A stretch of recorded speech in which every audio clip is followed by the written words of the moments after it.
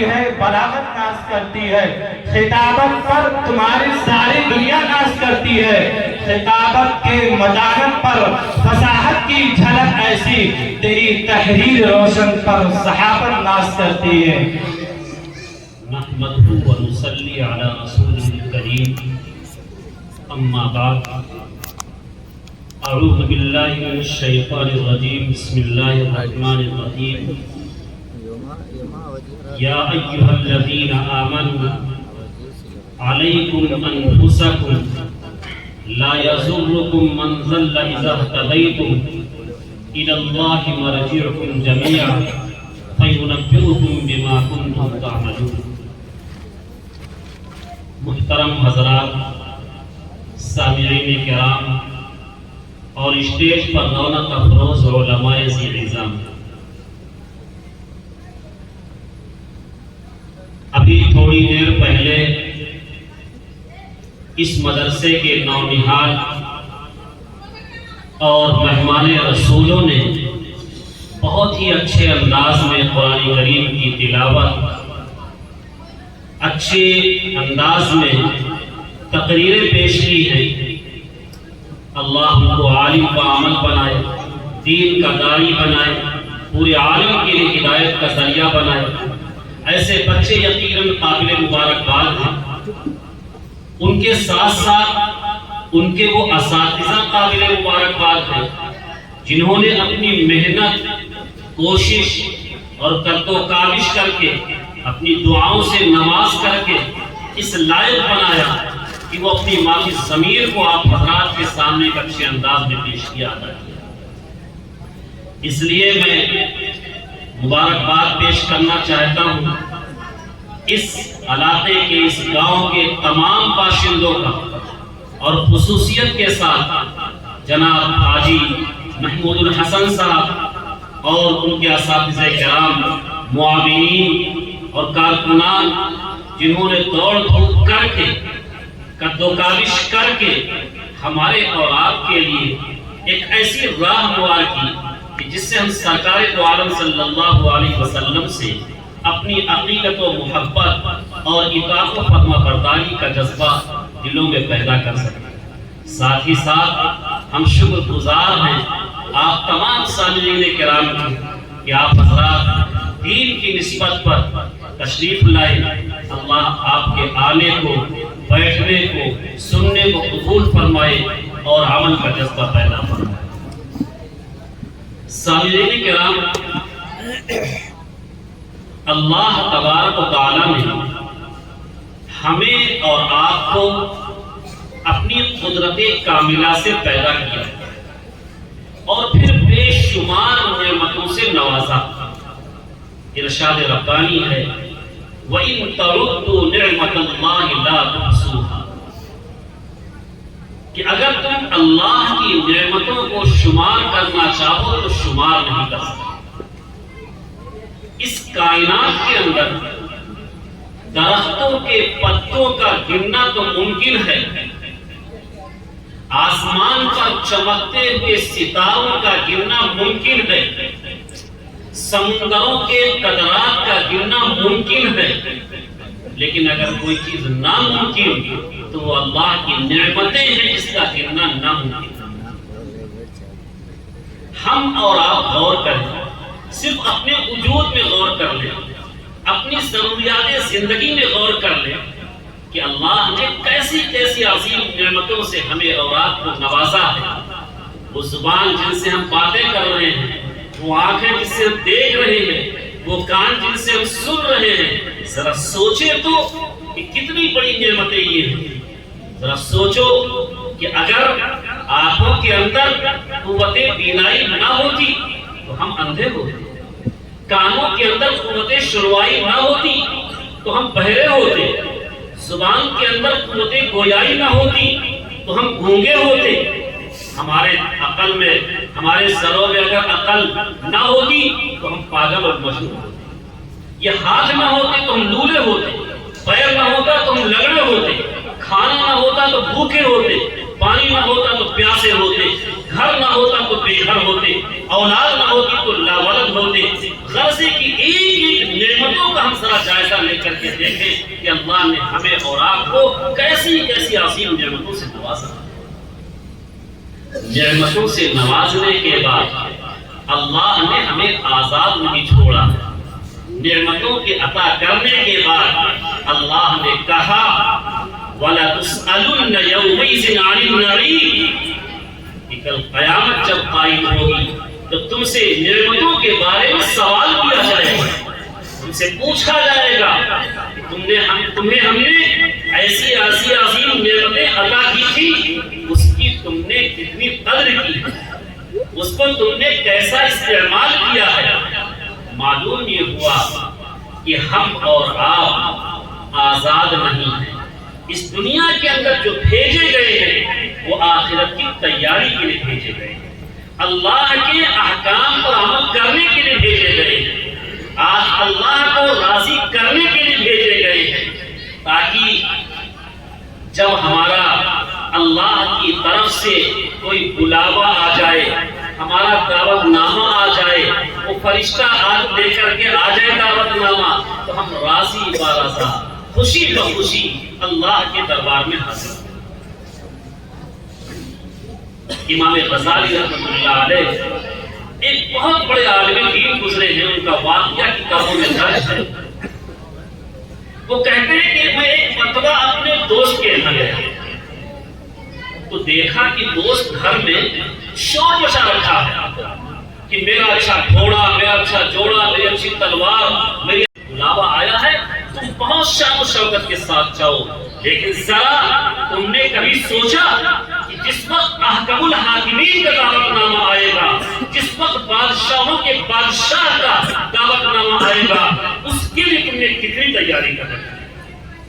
یہ بادشاہوں کے پروگرام تو آگے اور پیچھے ہو سکتے ہیں، لیکن جس وقت احکم الحاکمین کا فرشتہ دعوت نامہ لے کر کے حاصل ہوگا تو ہمیں ایک لمحے کا موقع نہیں دے گا۔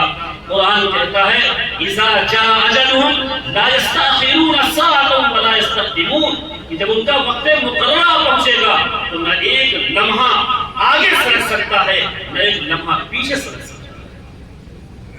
اس کے لیے ضرورت ہے کہ اللہ نے ہمیں اور آپ کو زندگی دی ہے، ہم زندگی کے قیمتی اوقات کی قدر کریں، ایک ایک لمحے کو صحیح طریقے سے زندگی گزاریں، اور اپنے گھر کو، اپنی زندگی کو، اپنے معاشرے کو، اپنی سوسائٹی کو ہم اس طریقے سے نیک بنائیں جس میں نیکیوں کا ہی بول بالا ہو۔ آج معاشرہ بگڑا ہوا، یہ عنوان ہی جلسے کا ہے، اصلاح معاشرہ، معاشرے کا اصلاح کرنا۔ معلوم یہ ہوا ہمیں جاننے کی ضرورت ہے ایسے موقع پر کہ معاشرہ کسے کہتے ہیں۔ معاشرہ نام ہے آپس میں مل جل کر زندگی گزارنے کا۔ معاشرہ انسانوں کا ہوتا ہے، جانوروں کا نہیں ہوتا ہے۔ جانور یکجا نہیں رہتے ہیں، وہ ایک دوسرے سے نفرت کرتے ہیں، لیکن انسان یکجا رہتے ہیں، ایک دوسرے کے بغیر وہ زندگی نہیں گزار سکتے، ایک دوسرے کے ساتھ رہ کر کے وہ زندگی گزارتے ہیں۔ لیکن ہم اور آپ خوب جانتے ہیں کہ بہترین معاشرہ وہ ہے جس میں نیکیوں کا بول بالا ہو، جس میں عقیدہ اور عمل کی پختگی ہو، جس میں اتحاد و اتفاق ہو، جس میں ایثار و قربانی ہو، جس کے اندر ہمدردی اور غمگساری ہو، جس معاشرے کے اندر امانت و دیانت ہو، جس معاشرے کے اندر جرأت اور بے باکی ہو، امن و امان ہو، خوف خدا ہو، اور ہر انسان دوسرے انسان کے حقوق کو ادا کرنے والا ہو۔ ایک مسلمان کا معاشرہ ایک صحت مند جسم کی طرح ہونا چاہیے کہ نہ اسے کوئی لو لگے اور نہ سرد اور گرم ہوائیں اس کو متاثر کر سکیں۔ لیکن ہم اور آپ اپنے معاشرے کا جائزہ لے کر کے دیکھیں، اپنے ماحول کا جائزہ لیں، اپنے حالات کا دیکھیں کہ ہمارا معاشرہ کیسا ہے، اور کہیں کر کے سنت ہے، کہیں اللہ کے احکام سے ہم بالکل بیزار اور غفلت کی زندگی گزارنے والے ہیں. شادی بیاہ جیسے تقریبات میں فضول خرچی اور خودنمائی ہے. وہیں دوسری طرف رشوت کا بازار بنا، بے محابہ سودی لین دین، بے پردگی اور بے حجابی، بے شرمی اور بے حیائی، آپس میں اختلاف و انتشار، اپنوں کی جڑ کھودنا، دوسروں کو سر پہ بٹھانا. نشہ آج کا مسلم نوجوان جس کے اندر نشہ ہے، جس کے اندر سٹہ بازی ہے، جوا ہے، شراب نوشی ہے، ظلم و زیادتی ہے، غرض کی ساری برائیوں کے اندر ہم اور آپ مبتلا ہیں. ایک دو زخم نہیں، جسم ہے سارا چھلنی، درد حیران ہے کہ اٹھے تو کہاں سے. سوچنے کی چیز ہے. ایسے حالات کے آ جانے کے بعد بھی ہمارا شعور کب بیدار ہوگا؟ ہم کب جاگیں گے؟ ہر گھر میں آگ لگی ہوئی ہے، گلی گلی میں شعلے بھڑک رہے ہیں. ساری برائیوں کو دیکھنے کے بعد، ساری چیزوں کو آنکھوں سے دیکھنے کے بعد، عقلوں سے سمجھنے کے بعد بھی ہم اندھے، گونگے اور بہرے بنے ہوئے ہیں. ہم مداہنت سے کام لیتے ہیں، چشم پوشی سے کام لیتے ہیں، ان تمام برائیوں کو نظر انداز کر کے زندگی گزارتے ہیں.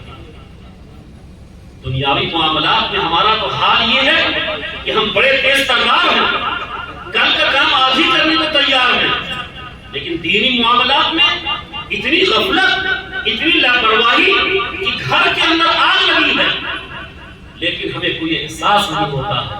ہر شخص آزاد ہے، اولاد اپنے باپ سے آزاد، بیوی اپنے شوہر سے آزاد، جس کا جس طرف رخ چاہ رہا ہے ادھر اپنا جا رہا ہے اور ہمیں کوئی احساس نہیں ہو رہا. میں نے آپ کے سامنے ایک آیت کریمہ پڑھی ہے. اس آیت کریمہ میں ایک سوال ہے، ایک سوال کا جواب ہے. اللہ تبارک تعالیٰ نے ہماری اولاد کی ایک بہت ہی اہم اور بنیادی بیماری کی تشخیص کی ہے. سوال یہ ہے کہ آج معاشرے کی اصلاح کے لیے، سماج کے اندر پھیلی ہوئی برائیوں کو ختم کرنے کے لیے جلسے و جلوس ہوتے ہیں، انجمنیں قائم ہوتی ہیں، اجتماعات ہوتے ہیں، تقریریں و بیانات ہوتے ہیں، اور سب کا مقصد کہ معاشرے کے اندر جو پھیلی ہوئی برائی ہے وہ ختم ہو جائے. جو برائیاں ہیں، جو رسم و رواج ہیں، جو غلط چیزیں ہیں وہ ختم ہو جائیں اور ایک اچھا معاشرہ وجود میں آ جائے. لیکن علماء کی اتنی محنتوں کے بعد، اتنی تقریریں اور بیانات اور انفرادی طور پر ملاقات اور کوششوں کے باوجود، انفرادی طور پر تو کچھ کی زندگیاں سدھر رہی ہیں لیکن اجتماعی طور پر کوئی خاطر خواہ تبدیلی نظر نہیں آتی. کیونکہ ہم دیکھتے ہیں، بازاروں میں نکل کر کے دیکھیں، دفتروں میں جا کر کے دیکھیں، انسانوں کی زندگی کی جیتی جاگتی زندگی کا مطالعہ کریں تو پتہ یہ چلتا ہے کہ یہ علماء کی محنت ایک طرف ہے اور برائیوں کا سیلاب ایک طرف بہ رہا ہے، اس میں کسی طریقے سے کمی نہیں آ رہی.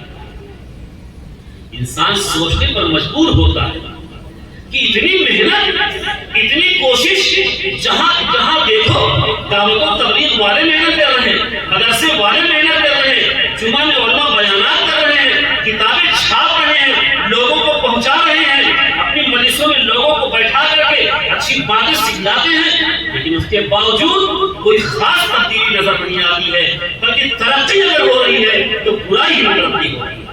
وجہ کیا ہے؟ اس آیت کریمہ نے اسی شبہے کا جواب دیا ہے، اسی سوال کا جواب دیا ہے. اللہ نے ہمارے اور آپ کی اسی بنیادی بیماری کی تشخیص فرمائی. اللہ نے کیا فرمایا؟ یا ایھا الذین آمنوا، اے ایمان والو، علیکم انفسکم، تم اپنی خبرداری کرو. تمہاری ذمہ داری ہے کہ اپنی زندگی کا جائزہ لو، اپنا محاسبہ کرو، اپنے اعمال کے بارے میں سوچو.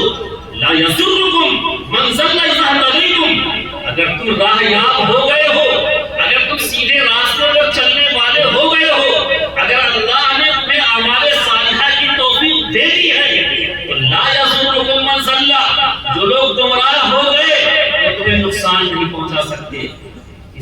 کا مطلب یہ ہے کہ آج ہمیں اپنی زندگی کے بارے میں سوچنا ہے۔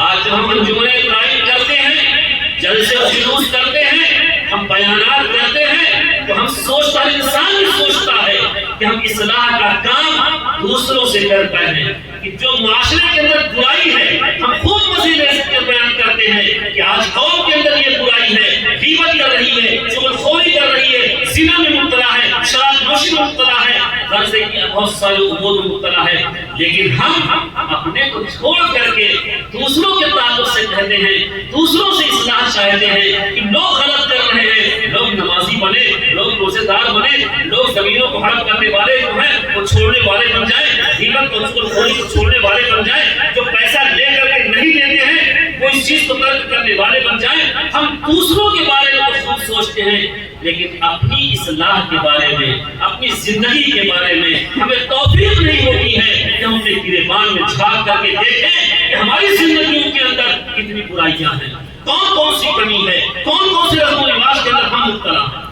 یقین جانو جو ہمارا یہ طریقہ ہے کہ ہم دوسروں کی عیبوں کو بیان کرتے ہیں، ہم دوسروں کی کمیوں کو گناتے ہیں، ہم دوسروں کے رسم و رواج کو شمار کراتے ہیں، کبھی بھی اسلامی نہیں۔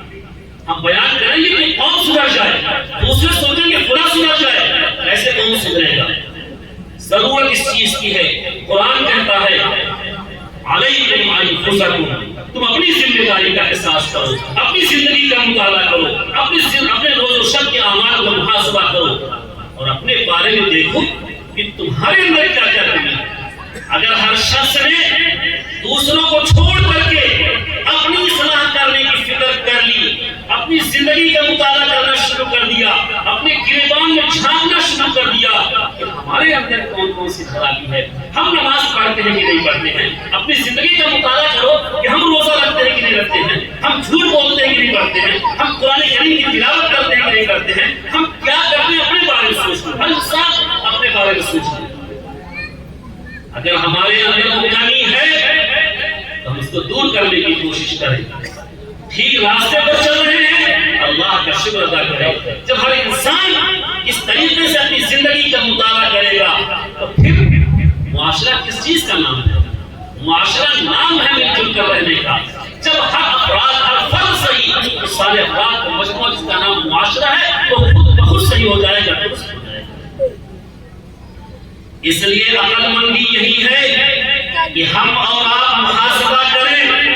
اللہ کے نبی نے فرمایا الکیس من دان نفسہ وعمل لما بعد الموت، عقل مند ہے وہ شخص جو اپنی زندگی کا جائزہ لے، اپنا محاسبہ کرے اور اپنے حالات کو دیکھے کہ ہماری زندگی رحمان کے مطابق گزر رہی ہے یا شیطان کے مطابق گزر رہی ہے۔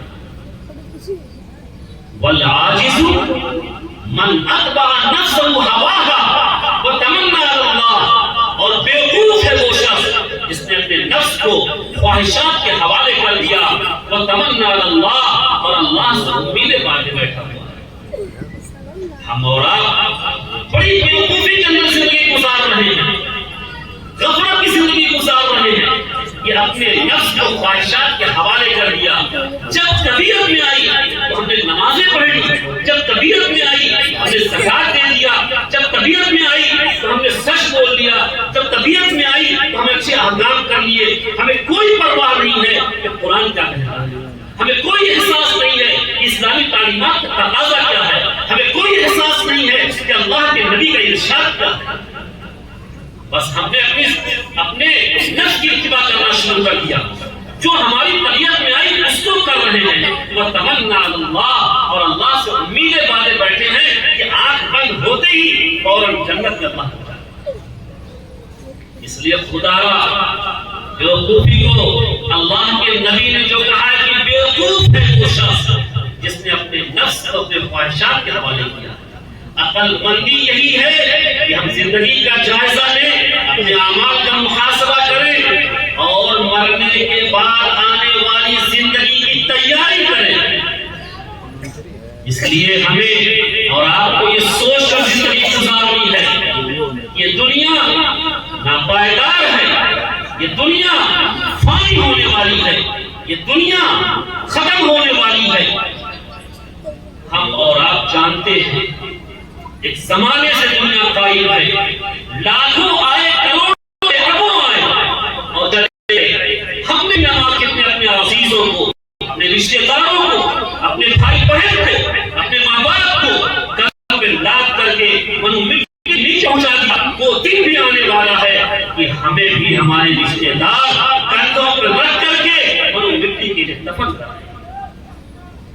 اس لیے وہاں جانے سے پہلے ہمیں اس کی تیاری کرنی ہے۔ آپ ذرا سوچو، اپنے دماغ میں آخرت کی فکر بٹھاؤ۔ آج ہم زندہ ہیں، اپنے ہاتھوں سے کپڑے پہنتے ہیں، نماز پڑھنے کے لیے مسجدوں میں جاتے ہیں، ذرا ٹھنڈے دماغ سے سوچو، نہاؤ۔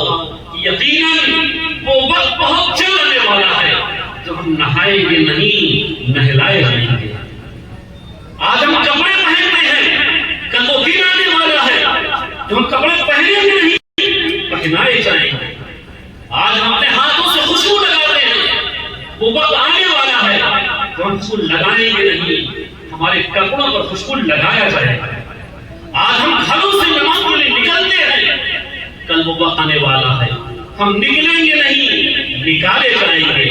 آج ہم نماز پڑھتے ہیں، وہ وقت بہت قریب آنے والا ہے کہ ہم نماز پڑھیں گے نہیں، ہماری جنازے کی نماز پڑھی جائے گی۔ سوچو، اس چیز کا تصور کرو، اپنے دماغ میں بٹھاؤ، تو پھر آخرت کی جتنی فکر غالب ہوگی اتنے ہی زیادہ اعمال صالحہ کی توفیق ہوگی، اچھے اعمال کرنے کا جذبہ بیدار ہوگا۔ آج ہم سوچتے ہیں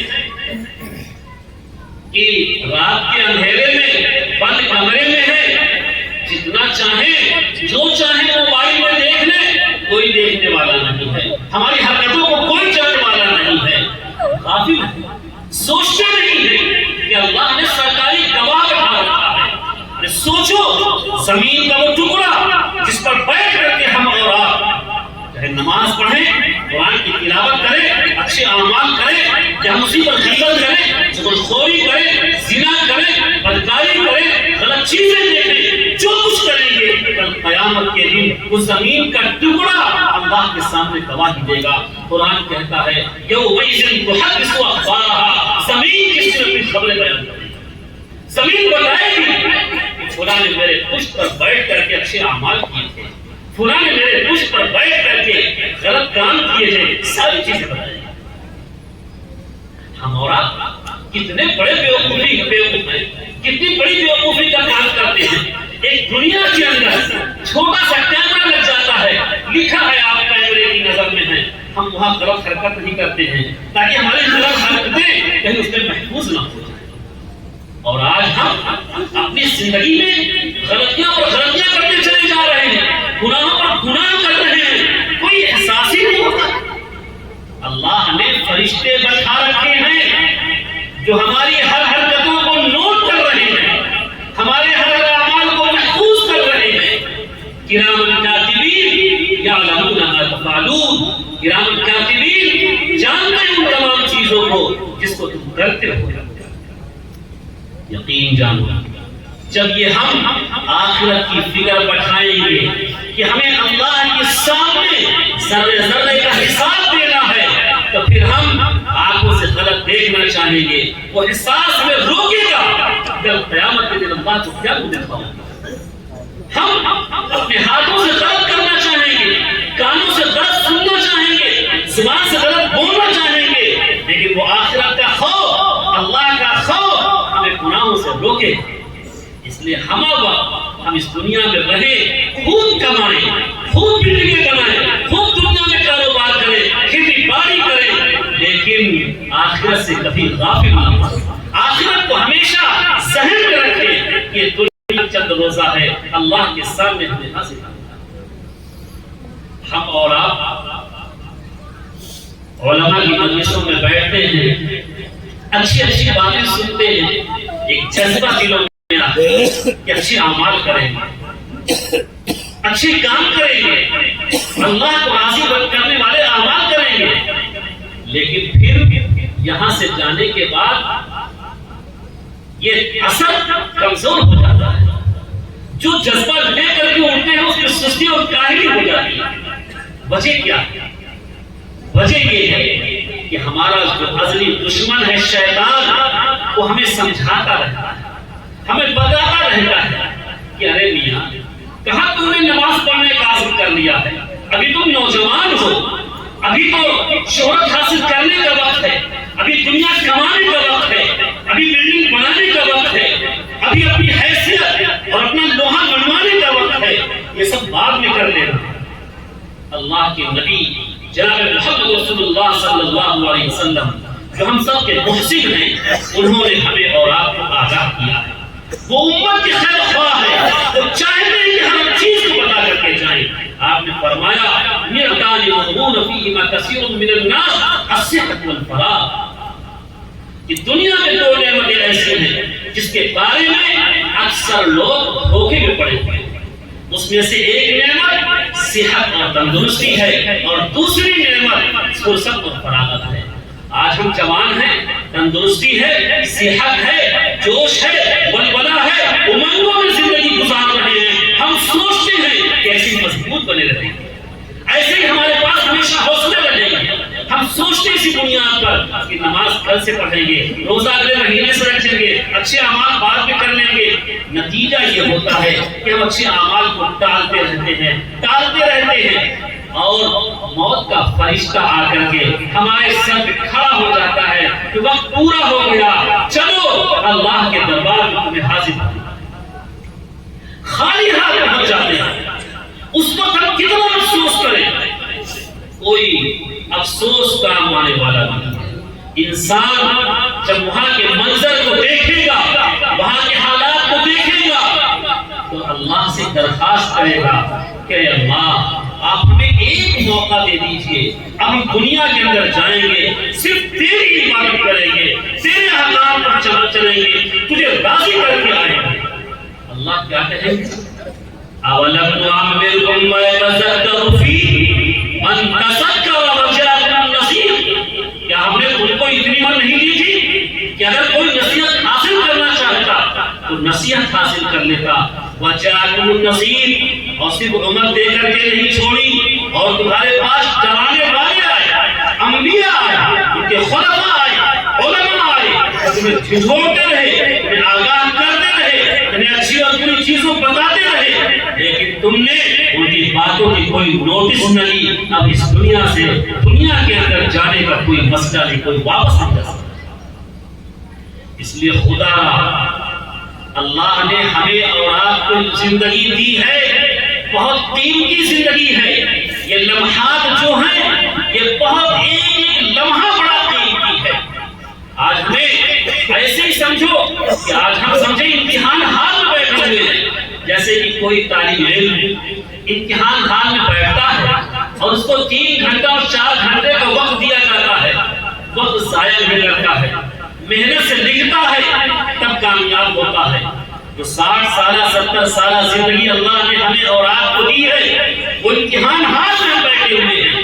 جتنے اللہ نے احکام کیے اس پر عمل کرنا، یہی ان سوالات کا جوابات ہے. ہم جتنا اچھا عمل کر کے اللہ کے سامنے رکھیں گے، یقیناً اتنے اچھے نمبرات سے کامیاب ہوں گے. اس لیے ہماری اور آپ کی زندگی ایسی گزرنی چاہیے کہ کوئی وقت ضائع نہ ہو، ایک لمحے کی قدر کریں. لیکن آج ہم اور آپ کتنا وقت کو ضائع کرتے ہیں، ہم کہنے کی ضرورت نہیں ہے. ہر انسان خود اپنے ذات کا محاسبہ کرے کہ ہم ہوٹلوں میں بیٹھ کر کے گھنٹوں تو سرے کرتے ہیں، ہم اخبار پڑھتے ہیں، گھنٹوں ضائع کر دیتے ہیں، کوئی احساس نہیں ہوتا ہے یہ بھی کوئی قیمتی چیز ہے. ذرا سوچو، ایک ہم مسلمان ہیں، اللہ نے انسانوں کی ہدایت کے لیے، انسانوں کی رہنمائی کے لیے، انسانوں کو صلاۃ و برائی سے بچانے کے لیے قرآن کریم جیسی عظیم کتاب عطا کی ہے. اور آج ہم اس قرآن کریم کو نہ پڑھ کر کے صبح بیدار ہوتے ہیں تو کیا کرتے ہیں، فکر ہوتی ہے تو اخبار پڑھنے کی فکر ہوتی ہے، وقت نہیں ہوتا ہے قرآن پڑھنے کا. اس لیے ہمیں ہماری اور آپ کی ذمہ داری ہے کہ ہم اچھے اعمال کریں، ایک لمحے کی قدر کریں تاکہ ہم اللہ کو راضی کر سکیں. دوسرا کام یہ ہے، پہلا کام تو یہ تھا کہ ہم خود نیک بنے، دوسری ذمہ داری یہ ہے کہ ہم آنے والی نسلوں کے دین کی حفاظت کریں، یہ ہماری اولاد کی ذمہ داری ہے۔ یہ قرآن کریم کی آیت ہے، یا ایھا الذین آمنوا قوا انفسکم واہلیکم نارا، کہ اے ایمان والو تم اپنے آپ کو اور اپنے اہل و عیال کو جہنم کی آگ سے بچاؤ۔ معلوم ہوا ہمیں خود نیک بننا ہے اور اپنی اولاد کو، اپنے ماتحتوں کو، اپنے بیوی بچوں کو، اپنے آنے والی نسلوں کے دین کی حفاظت ہماری ذمہ داری۔ ہم اور آپ تاریخ اٹھائیں، مطالعہ کریں، پتہ چلتا ہے انبیاء کرام جو انسانوں کی ہدایت کے لیے آئے، انہوں نے اپنی نسلوں کی اپنے نسلوں کے دین کی حفاظت کی کیسی فکر اٹھا رکھی تھی۔ حضرت ابراہیم علیہ السلام، حضرت اسماعیل علیہ السلام، حضرت ابراہیم علیہ السلام نے اپنے گھر والوں کو اس جگہ پر چھوڑا جسے آج مکہ کہا جاتا ہے، اور چھوڑ کر جب جانے لگے تو چند دعائیں کی۔ ان دعاؤں میں سے ایک دعا یہ بھی ہے، رب اجعلنی مقیم الصلاۃ ومن ذریتی ربنا وتقبل دعا، کہ اے میرے پروردگار مجھے بھی نمازی بنا دیجئے، میری اولاد بھی نمازی بنا دیجئے، اور ربنا تقبل دعا، اور میری دعاؤں کو قبول فرما۔ حضرت ابراہیم علیہ السلام اور حضرت ابراہیم علیہ السلام نے جب بیت اللہ کی تعمیر کی اور تعمیر کرنے سے فارغ ہوئے تو انہوں نے دعا مانگی، ربنا واجعلنا مسلمین لک ومن ذریتنا امة مسلمۃ لک، کہ اے میرے پروردگار ہمیں بھی اپنا فرما بردار بنا لیجیے، ہماری ذریت کو بھی اپنا فرما بردار بنا لیجیے۔ حضرت یعقوب علیہ السلام کہ دنیا سے جانے کا وقت آیا، ہم اور آپ دیکھتے ہیں بہت سارے دنیا سے ہمارے جانے کا وقت ہوتا ہے، ہم اولاد کو بلاتے ہیں، ان کو کچھ وصیت کرتے ہیں کہ ہماری زمین یہاں ہے، فلاں کا قرضہ اتنا ہے، یہ لین دین کرنا ہے، یہ کرنا وہ کرنا، قرضے کی دنیا ہی کی فکر ہے۔ لیکن حضرت یعقوب علیہ السلام نے اپنے بیٹوں کو بلایا اور کیا کہا، ذرا سوچئے۔